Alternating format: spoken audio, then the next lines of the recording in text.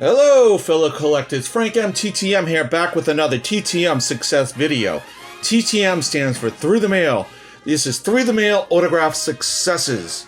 I got 3 TTM today and 1 awesome eBay win. And I'd like to know what you think of it. And all 3 of these TTM and this win have something in common. They're all former NBA players.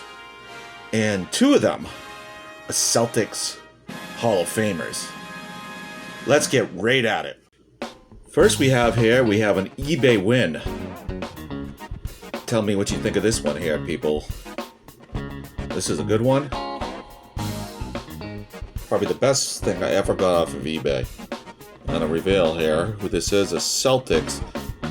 The legend himself, Mr. Larry Bird on this hoops card. What do you think, folks? I got this off of eBay. What do you think? Is that his signature? I know it's always a risk when you buy these off of eBay. The seller seemed pretty legit. Looking there in blue ink, kind of not the most legible autograph I've ever seen of Larry Bird, but it looks pretty authentic to me. I don't know. Let me know what you think. I could not pass this up. I got this for a mere $20. A $20 win. Nobody else was bidding on it, so I put my bid in, and I'm like, I can't pass up on that. So we got Larry Legend, and hey, if you don't know about Larry Legend, I don't know who you are. Go find out about NBA history a little bit, and go look up the 1980s Celtics and 3 championships and the amazing scoring titles and etc. He's a GOAT for sure. Man, I'm so happy to get this. So I'm gonna put that right over there. I took it out of the plastic so you could see it more clearly. I'm gonna be careful with that, but really happy with that. First in the box, we have a 3-for-1 and 7 lightning quick days. No fee out of North Houston, Texas. We have Mr. He threw a little protector in there. Thank you, Mr. Otto Moore. Here on this, I'm not really good with basketball and what years. 73, 74 tops. Answers some questions I'll get to in a moment. And he threw a couple photos in here with his autograph.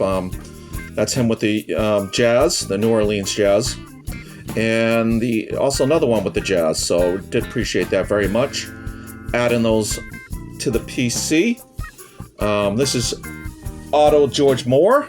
He was born on August 27th, 1946 in Miami, Florida. He's a graduate of Booker T. Washington High School in Miami. He was a 6'11" right-handed shooting center that played 9 seasons, 1968 to 77 in the NBA, with the first 3 seasons with the Detroit Pistons, a season with the Phoenix Suns, a season plus with the Houston Rockets, just about a season with the Kansas City Omaha Kings. And he played 2 more games in 1974 with the Detroit Pistons before rounding off his career in almost 3 seasons with the New Orleans Jazz. He was nicknamed Say No More. Otto was drafted 6th overall by the Detroit Pistons in the 1968 NBA amateur draft out of a Texas Rio Grande Valley College, who left the school as a #1 all-time rebounder and scorer. In college, he grabbed at least 25 rebounds 9 times, with a career best 35 against Lamar in 1966. And he was in the top 10 of NCAA rebounders 3 seasons. His number 34 was retired by Texas Rio Grande Valley College later on. In the NBA, Moore averaged a double-double twice in his career. Once with the Pistons, 11.9 points and 11.1 rebounds per game in 1969-70. And once with the Rockets, 11.7 points and 10.6 rebounds per game in 72-73. Across his career, he averaged 8.2 points per game and 8.2 rebounds per game. He also ranked 8th in the league in blocks per game, 1.7 during the 75-76 season with the Jazz. He averages 1.2 blocks per game during his career and 1.6 assists in 682 career games. After his NBA career, he played 1 season in Italy, 1 season with the Maine Lumberjacks of the minor league Continental Basketball Association, and he spent another season in the Philippines. So, really interested. That's pretty good stats there. A couple years of double-double. Did not know a lot about Otto Moore before I did this request, but he seemed like quite a good player. And he did answer a few questions. I asked him, Mr. Moore, what city did you enjoy playing in the most? He enjoyed playing in Phoenix and Houston, his 2 best cities. Who was the toughest defender you scored against? Wes Usseld. So I think I'm saying that wrong. And any advice for young players learning the game? I like to ask this one. My son plays a bit, Watch good plays and always practice. Great advice. Thank you so much, Mr. Moore. I do appreciate it very much. Next in the box, I have a 1-for-1 in 9 quick days. No fee out of Westchester, New York. We have Mr. Get it out of there. Mr. Mel Davis. And this is on a 77-78 Topps. And he did answer a few questions, which I'll get to in a moment. This is Melvin Jerome Davis. He was born on November 9th, 1950 in New York City, New York. He went to Boys High School in Brooklyn. He was a 6'6" right-handed shooting power forward that played 4 seasons, 1973 to 77, with the New York Knicks for 3.5 seasons and a half a season with the New York Nets.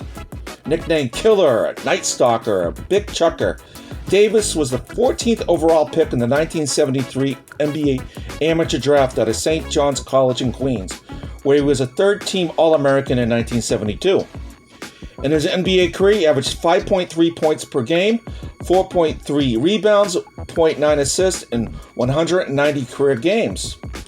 After the NBA, he took his basketball career to Europe, where he played in Italy, France, and Switzerland. Afterwards, Davis oversaw the marketing division of PepsiCo for 9 years before he returned to the NBA and began a long career running player programs, orienting rookies and helping players make a smooth transition to the world post-basketball.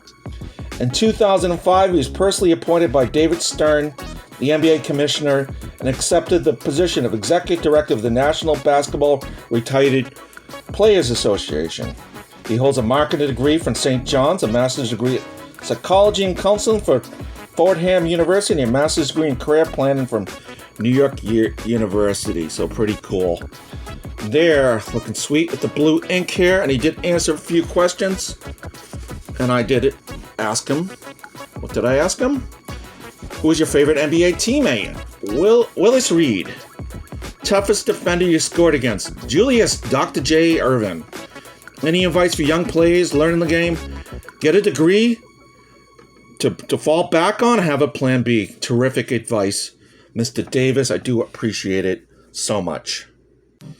Last but certainly not least, we have a 1-for-1 in a lightning super quick 6 days, no fee out of Boston, Massachusetts, and we have Mr.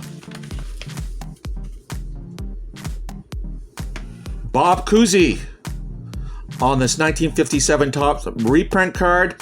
And I'm covering up a name here. This is a birthday present for somebody for this summer. So I don't want to reveal the name. But looking sweet there in blue ink. And he did sign for me a while back. So I'll show you that one in full view. He signed this one for me a while back. This is one of my early TTMs. He said peace. I like how he said happy birthday in the other one. That one was in blue ink. And this one is in black ink. But pretty sweet there either way. Let's talk a little bit more about Mr. Cousy. Hall of Famer Robert Joseph Cousy was born on August 9th, 1928 in Manhattan, New York. He is 92 years young. He grew up in Manhattan with little means. Was the only son of French immigrants in the midst of the Great Depression. He started playing basketball at 13 years old and attended Andrew Jackson High School in Queens. He was a 6'1" right-handed shooting point guard that played 14 seasons in the NBA, and most that was with the Boston Celtics, 13 seasons, 1950 to 63, and he had a 7-game cameo comeback as a player coach during the 1969-70 season at 41 years old with the Cincinnati Royals, but he's most known for those years as the Celtics great. He was the 3rd overall pick by the Tri-Cities Blackhawks in the 1950 NBA amateur draft out of the College of Holy Cross in Worcester, Massachusetts. He was picked by Coach Red Auerbach of the Boston Celtics after he refused to report to Blackhawks camp. Blackhawks were a team that were based out of Moline, Illinois from 1946 and 51, are now the Atlanta Hawks after stints in Milwaukee and St. Louis. So what happened, Cousy was trying to establish a driving school in Worcester, Massachusetts, and did not want to relocate to the Midwest. As compensation for having to give up his driving school, Cousy demanded a salary of $10,000 from the Blackhawks, but refused to report to the Blackhawks when the owner lowballed him with a $6,000 offer. So he signed with Red Auerbach and the Boston Celtics for $9,000, and Red wasn't that up on him necessarily, but he did end up impressing.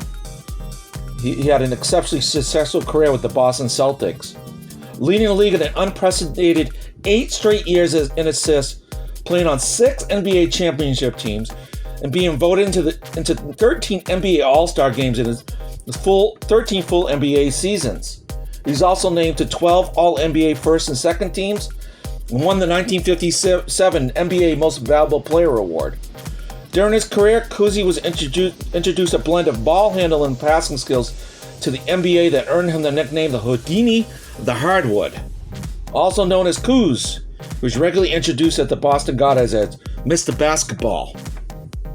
At 34, Cousy held his retirement ceremony on March 17, 1963 in a packed Boston Garden. The event became known as the Boston Tea Party when the crowd's response overwhelmed Cousy, left him speechless, and caused his 7-minute farewell speech to go on for 20. Joe Dillon, a water worker from South Boston, Massachusetts, and a devoted Celtics fan screamed, "We love you, Coos!" breaking the tension, and the crowd went into cheers. As a testament to Cousy's legacy, President John F. Kennedy wired to Cousy, "The game bears an incredible stamp of your rare skills and competitive daring." In all, Cousy was inducted into the Basketball Hall of Fame in Springfield, Massachusetts in 1971. He averaged 18.4 points per game, 5.2 rebounds, and 7.5 assists in 924 career games. The Celtics also retired his number 14 at the Boston Garden in 1971. Larry Bird is up there as well with his 33. As long as he is, and all these guys. After his career, Cousy was a long-time Celtics broadcaster, and I remember him most for those years in the 80s and so on and so forth. He's a lot of my Celtics memories through his voice. Cousy was named to the NBA's 25th anniversary team in 1971, the 35th anniversary team in 81, and 50th anniversary all-time team in 96, making him one of the only 4 players that were selected to each of those teams. He was also the first president of the National Basketball Association. And on August 22nd, 2019, he was awarded the Presidential Medal of Freedom. Thank you so much, Mr. Cousy. I do appreciate it so much, taking your time to personally ascribe this gift for... I'm not going to give it away here. I don't think where this person I'm gifting to is watching my channel necessarily, but I don't want to give away the surprise. And who knows who it is. Not revealing right now.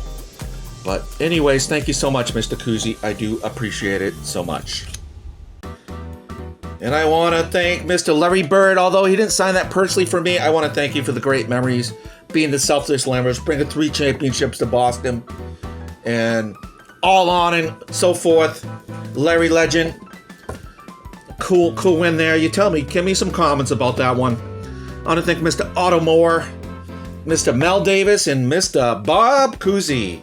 Thank you so much for taking your time to sign my cards, and Mr. Moore and Mr. Davis taking your time to answer some questions, and Mr. Cousy taking time and wishing a happy birthday to my friend. And I want to thank you for joining me. Take care. God bless. Peace.